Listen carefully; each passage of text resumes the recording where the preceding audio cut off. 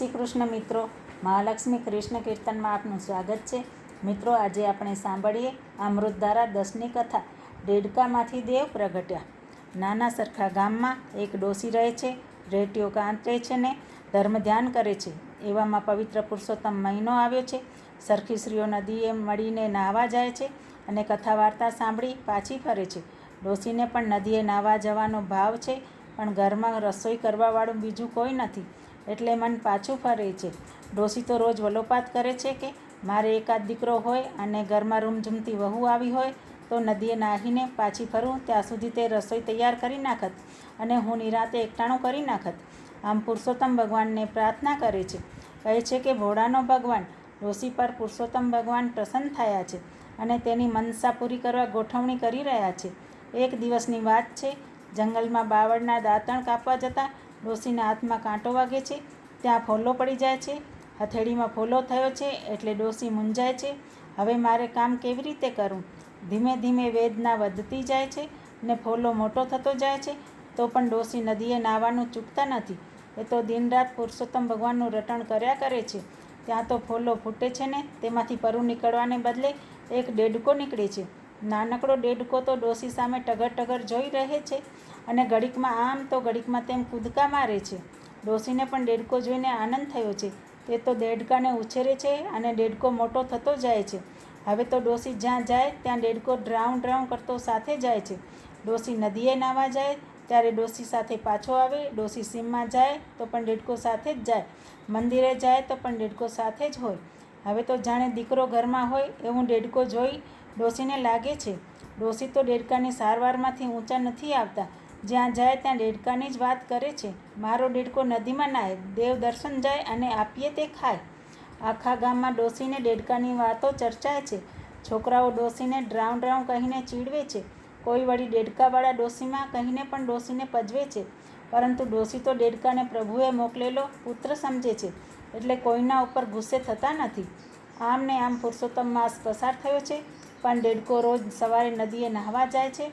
આ તો પુરુષોત્તમ ભગવાન હતા એટલે નહાતી વખતે પોતાનું ખોડિયું ઉતારે છે અને પોતાના દેવાંશી સ્વરૂપમાં સ્નાન કરી પછી દેડકો બની જાય છે. આ વાત કોઈ જાણતું નથી. જાણે છે માત્ર રાજાની કુંવરી. તેનો મહેલ નદીના કાંઠે છે એટલે તે રોજ સવારે ઝરૂખામાંથી દેડકાની લીલા જુએ છે. આ ચમત્કાર જોઈ તે અચંબામાં પડી ગઈ છે. રોજ સવારે તે દેડકામાંથી બનેલા દેવાંશી નવજવાનને નહાતા જુએ છે અને તેને મોહ જાગે છે. કુંવરીએ તો મન સાથે નક્કી કરી લીધું કે પરણવું તો આ દેવાંશી દેડકાને જ, તે સિવાયના મારે ભાઈ ને બાપ છે. આ બાજુ રાજા રાણી કુંવરીને યોગ્ય કોઈ સદ્ગુણી અને સ્વરૂપવાન મૂર્તિઓની શોધ કરી રહ્યા છે, પણ કુંવરી તો એક જ હઠ લઈને બેઠી છે કે મારે તો ડોસીના દેડકા સાથે જ પરણવું છે. રાજા રાણી તો મૂંઝાય છે. રાજાની કુંવરી તે કાંઈ દેડકાને પરણે? આ તો શ્રીહઠ. કુંવરી એકની બે થતી નથી. આથી રાજાએ ડોસીને મહેલે બોલાવી તેના દેડકા સાથે કુંવરીનું વેવિશાળ કરવાની વાત કરી. ડોસી તો ગભરાઈ ગઈ. તેને લાગ્યું કે રાજા મારી મસ્કરી કરે છે. તેથી કહ્યું, મહારાજ, મારા દીકરા સાથે જો કુંવરીને પરણાવતા હો તો મને વાંધો નહોતો. દીકરો કમાત એટલે ઘરનું ગુજરાન ચાલત, પણ મારો દેડકો કુંવરીને પરણે તો કુંવરીનો નિભાવ મારે જ કરવો પડે ને. માટે મહારાજ, આમ ગરીબની હાંસી ન ઉડાવો. રાજાએ કુંવરીને હઠની વાત કરી એટલે ડોસી કંઈ બોલી નહીં.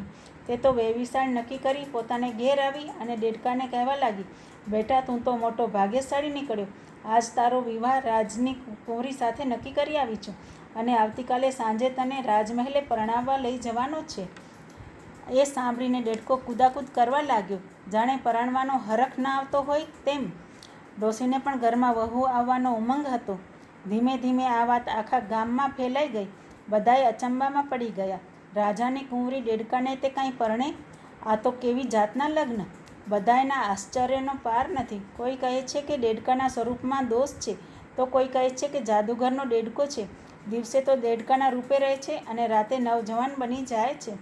રાજની કુંવરી હઠ લઈને પરણે છે એટલે જરૂર તેમાં ઊંડો ભેદ છે.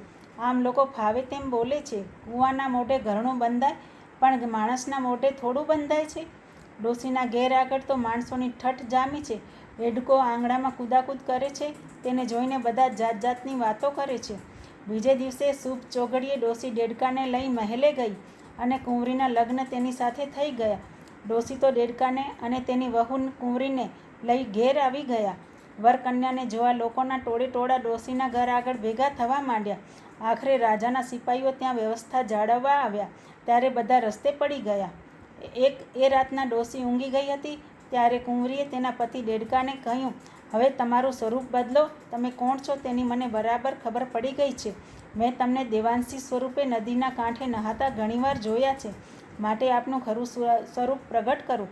જો આપ અસલ સ્વરૂપે પ્રગટ નહીં થાવ તો દુનિયામાં મારી હાંસી થશે અને ડેડકાની વહુ કહીને લોકો મને ચીડવશે. માટે કૃપા કરી આપ અસલ સ્વરૂપમાં પ્રગટ થાવ. આ તો ડેડકાના સ્વરૂપમાં પુરુષોત્તમ ભગવાન હતા. તેની કોઈને ખબર ન હતી, માત્ર કુંવરીને આછો પાતળો ખ્યાલ હતો. ડેડકો કહે, મારું ખરું સ્વરૂપ જોવું હોય તો તારા પિતાને જઈને કહે કે તેઓ હવન અને પુણ્યદાન કરે. પછી હું કોણ છું તેની ખબર પડી જશે. કુંવરી મહેલે દોડી ગઈ અને માતા પિતાને વાત કરી એટલે તેમને આનંદ થયો. બીજા જ દિવસે રાજાએ મહાયજ્ઞ આદર્યો અને અસંખ્ય બ્રાહ્મણો આવીને મંત્ર ભણવા બેઠા. યજ્ઞમાં અનેક પદાર્થોની આહુતિ આપવા માંડી. યજ્ઞની નજીક રાજા રાણી બેઠા છે, ડોશી બેઠી છે, તેની બાજુમાં કુંવરી તેના પતિ ડેડકા સાથે બેઠી છે. યજ્ઞની વિધિ તેઓ એક ધ્યાનથી જોઈ રહ્યા છે. જ્યારે યજ્ઞની પૂર્ણાહુતિ થવા આવી ત્યારે કુંવરીએ પ્રાર્થના કરી કે, હે પુરુષોત્તમ ભગવાન, આપ જો ડેડકા સ્વરૂપે હોવ તો તરત પ્રગટ થાવ, નહીંતર મારો જીવ નીકળી જશે. કુંવરી આગળ બોલવા જાય તે પહેલાં જ દુંદુભીના નાદ સાથે આકાશમાંથી પુષ્પવૃષ્ટિ થઈ. ડેડકા ઉપર પુષ્પોનો ઢગલો થયો. થોડી વારે ફૂલોના ઢગલામાંથી ડેડકાનું ખોડિયું છોડીને પુરુષોત્તમ પ્રભુ પ્રગટ થયા અને ત્યાં આનંદ વર્તાઈ ગયો. એવામાં વિમાન આવ્યું. તેમાં ડોશી તથા કુંવરીને બેસાડી પુરુષોત્તમ પ્રભુ તેઓને વૈકુંઠ લઈ ગયા. ડોશી કેરો ડેડકો નદીએ નહાવા જાય, મંદિર જઈ દર્શન કરે એ પ્રભુ તણી કળાય.